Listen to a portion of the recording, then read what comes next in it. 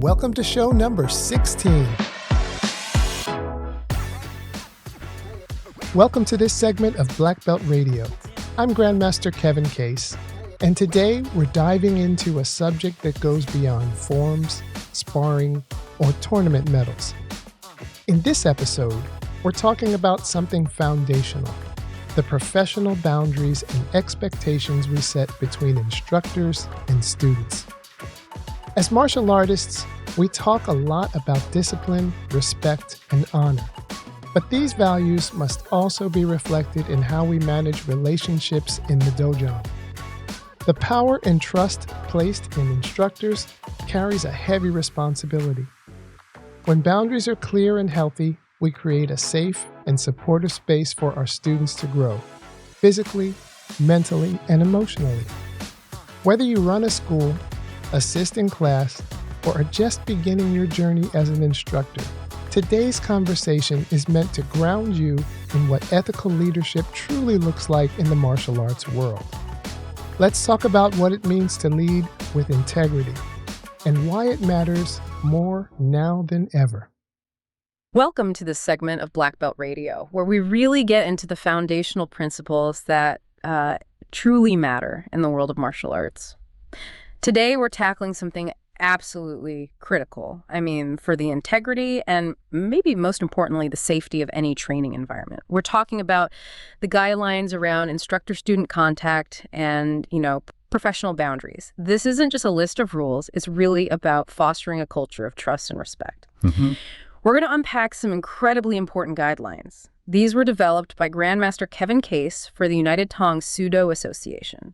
And, while these principles came out of that specific discipline, I think you'll find they serve as a vital sort of universal reference for any martial arts style, or frankly, any learning environment where you have that kind of power dynamic. Yeah, what's fascinating here, I think, is how thoughtfully these guidelines acknowledge the unique trust involved and the vulnerability, too, and just the intricate dynamics that are inherent in martial arts instruction.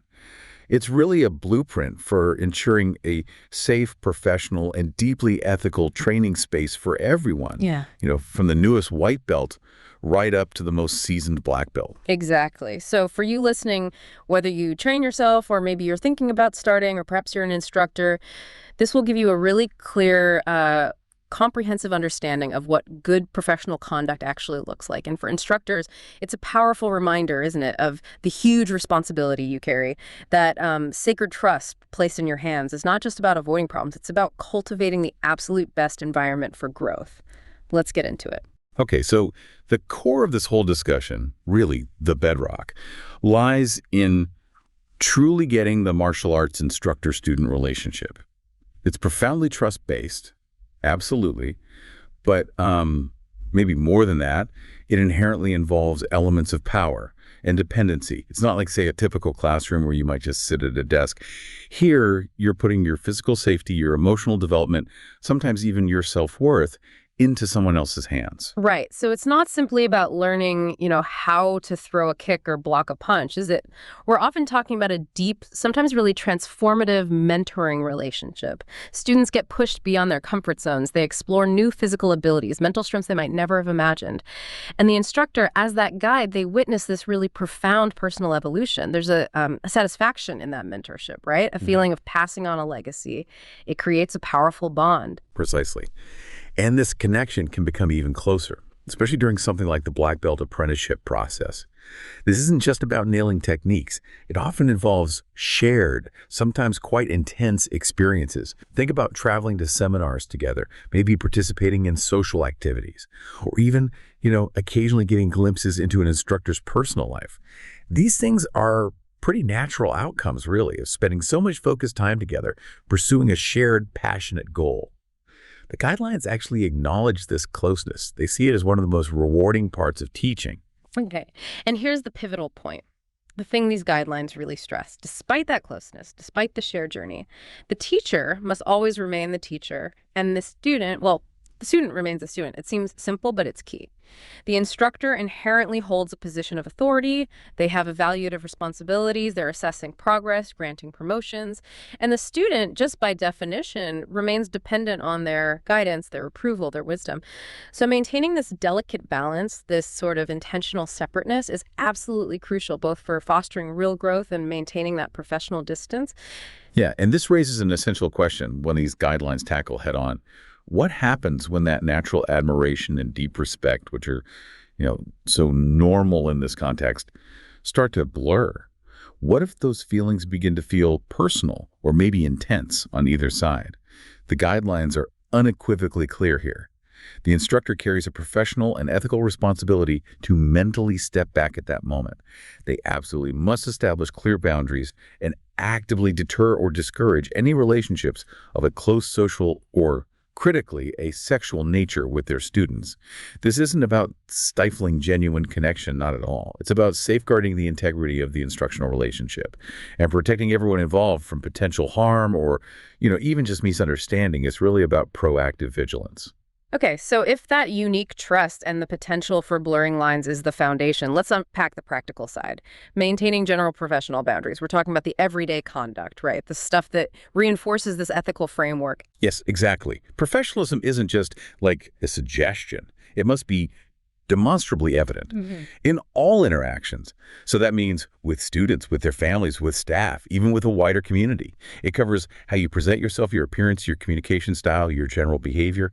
It's about providing not just okay service, but exceptional service to students and their families, upholding the values and the profound legacy of martial arts, and in this case, specifically the United Tong Soo Do Association. It really sets the tone for the whole dojang, the whole training hall environment. One of the most striking points for me in these guidelines, and maybe one of the most vital, is the rule about being alone with students. Yeah. Grandmaster Kevin Case's guidelines are explicit. Instructors should never be alone with a student, period, regardless of gender or age. And that's not just about minors, right? It applies equally to adult students. This includes private training sessions, individual meetings, really any interaction outside of clearly defined group settings. This rule just hammers home the importance of absolute transparency, leaving absolutely no room for misinterpretation. And if we connect that to the bigger picture, it just underscores the paramount importance of transparency and observable interactions. Any one-on-one instruction should always happen in a public or at least a well-monitored area of the school, somewhere others can easily observe.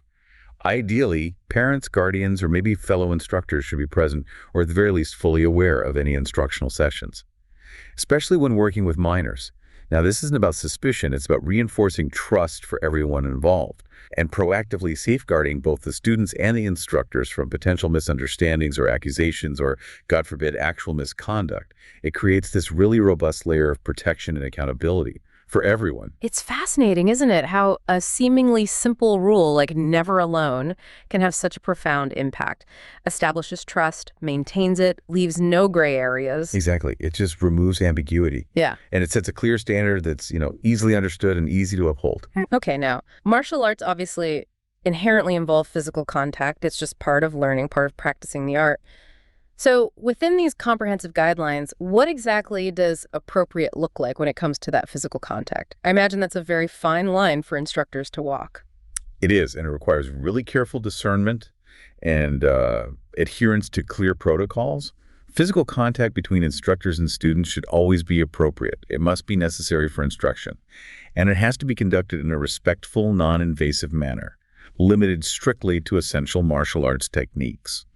The guidelines really stress that any touch should be professional for instructional purposes only, and always accompanied by clear communication and, where applicable, consent. It's about demonstrating a technique, right? Not initiating some kind of personal touch. Okay, so to make that concrete, what are the specific acceptable points of contact? It sounds like Grandmaster Case's guidelines are pretty precise here. This isn't just a vague, be careful instruction, is it? No, not at all. They're quite specific, precisely to eliminate that ambiguity. Acceptable points of contact include across the back of the upper torso for guidance or maybe correcting posture, and either arm for positioning or demonstrating a technique. The critical element always is that the contact must be demonstrably necessary for instruction. It shouldn't involve prolonged or, unnecessary touching. And it should certainly never venture into areas of the body that are private or potentially sensitive.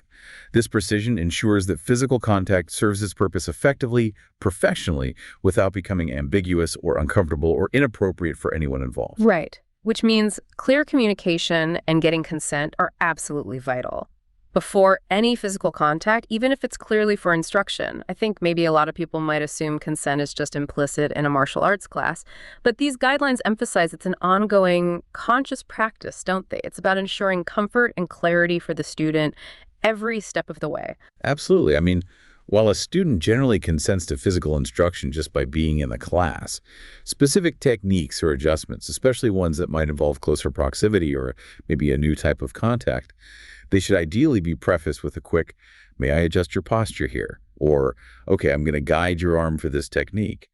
It just reinforces respect, it empowers the student, and it continuously ensures their comfort and understanding.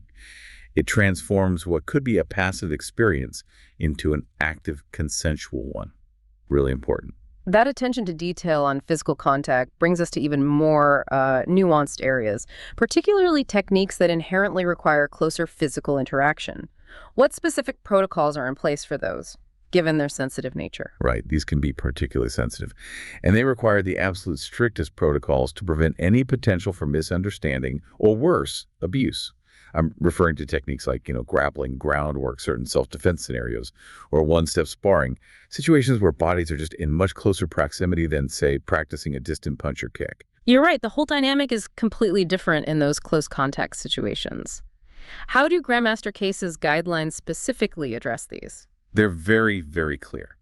These types of close contact techniques must only be practiced in a structured, supervised class environment, under the direct and constant supervision of instructors. It's explicitly stated they should never be practiced in informal, unsupervised settings, like an empty dojang after hours or, in private somewhere. Furthermore, no private or after-hours coaching sessions should ever involve close contact techniques. This rule is a hard boundary. It's designed to completely prevent situations where vulnerabilities might be exploited or where privacy is compromised, or even just where the instructional intent could be misconstrued. It's about building in layers of safety through environmental control and clear, firm policy. And it's not just about the physical techniques themselves, is it? The guidelines also seem to cast a pretty wide net, covering services provided outside of the formal training, specifically moving into areas like personal assistance, which could also create a kind of dependency. That's correct. Instructors should not be providing individual services, things like personal transportation or overnight stays, or even direct financial support to students. The intent here is clearly to prevent the creation of personal dependencies that go beyond the professional instructor-student dynamic. Now, if services like transportation for, say, an event or a seminar are absolutely necessary, they must be organized for a group setting and should never, under any circumstances, involve an instructor and a single student alone in a vehicle or any isolated situation. This maintains that essential professional distance, and it actively avoids creating circumstances that could lead to inappropriate relationships or even just the appearance of impropriety. It reinforces the idea that the relationship is professional, not familial, not intimate. It seems like every single one of these guidelines is just meticulously designed to foresee potential vulnerabilities and preemptively safeguard against them. It's incredibly thorough. That's precisely the point, yeah. It's all about proactive prevention and establishing an environment where everyone understands the clear, non-negotiable boundaries. Okay, this final section really emphasizes the absolute seriousness of these guidelines. What happens if there's a violation?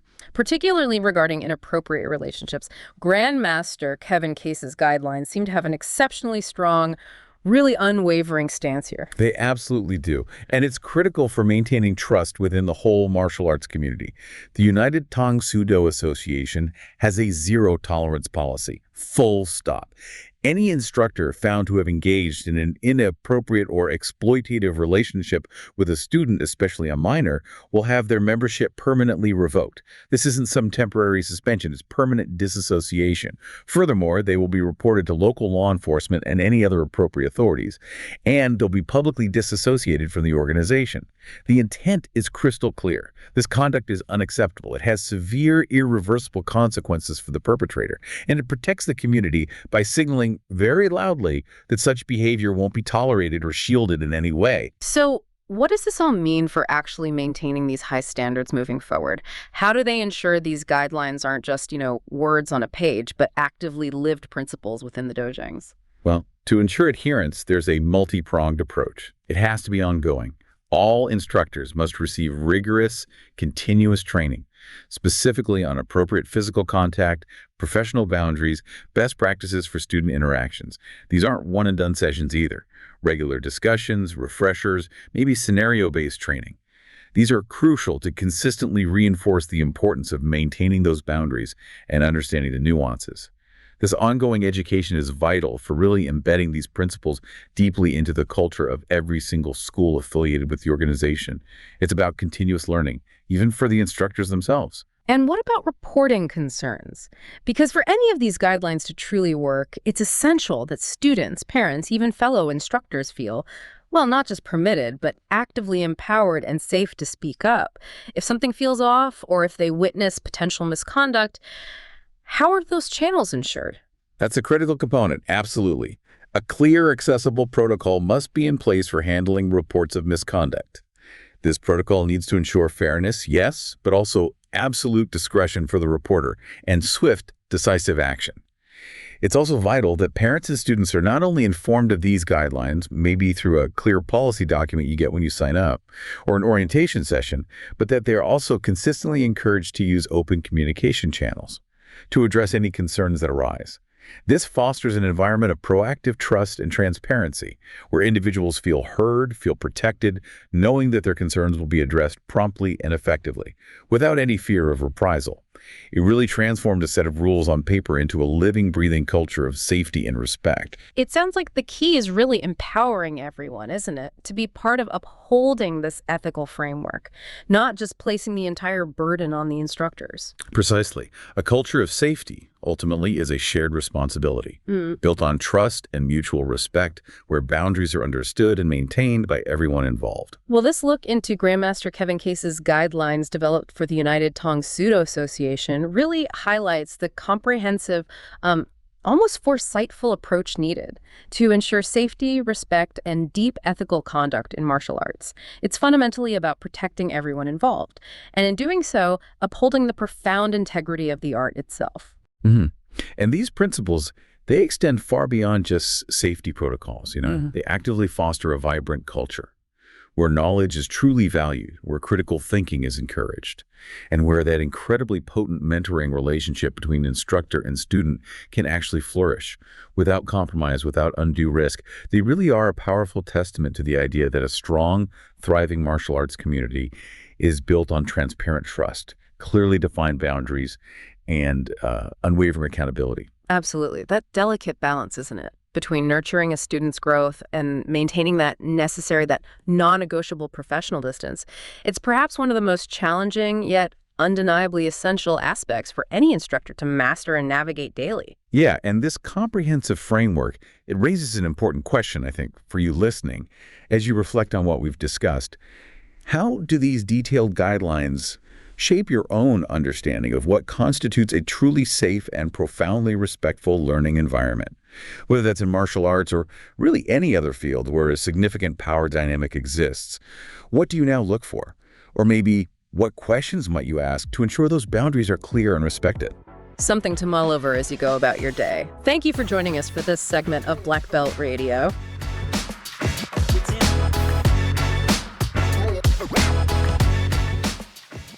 As we wrap up this segment of Black Belt Radio, I hope today's topic has given you something to reflect on, not just as an instructor, but as a leader and role model. Boundaries aren't about limiting connection, they're about protecting it. When students feel safe, respected, and supported, They can focus on their training and personal growth without fear or confusion.